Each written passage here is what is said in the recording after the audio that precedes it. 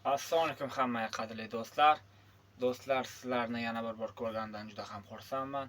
Bugun bizda eng dolzarb bo'lgan mavzu Rossiyada patentsiz yurish. Xo'p, Rossiya Federatsiyasida patentsiz yurish uchun siz nimalarga e'tibor berishingiz kerak? Ushbu video aynan shu narsalar haqida bo'ladi. Xullas, bizni kuzatishda davom eting. Ushbu videoga bosqichma-bosqich narsalarga tushuntirib o'taman. Xo'p, demak boshladik. Siz birinchi bor Rossiyaga kelmoqchisiz. Yo farqi yo'q, 10-bor, 20-bor farqi yo'q. Rossiyaga kelmoqchisiz va siz patent to'lashingiz juda ham qimmat.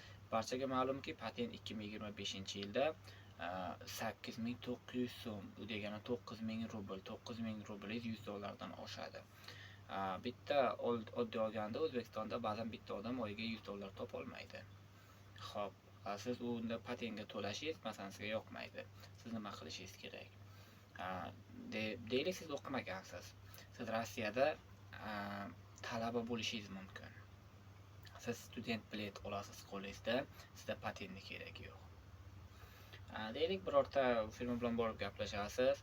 Ularda balkim 8 million, balkim 5 million, balkim 2 million o'sha normalar bor. O'sha kelishgan holatda kontrakt tuzasiz. Kontrakt tuzganingizdan keyin sizga ular o'sha narsani taqdim etadi va siz Rossiyaga kelasiz. Bu yerda siz student biletni qo'lga kiritasiz. Siz ham ishlaysiz, ham o'qiysiz. Tamom. Yana bitta narsa, yaxshi yo'li bor. 3 oygacha Rossiyada yurish huquqingiz ega. Siz mana O'zbekistondan uchib kirib keldingiz Rossiya hududiga.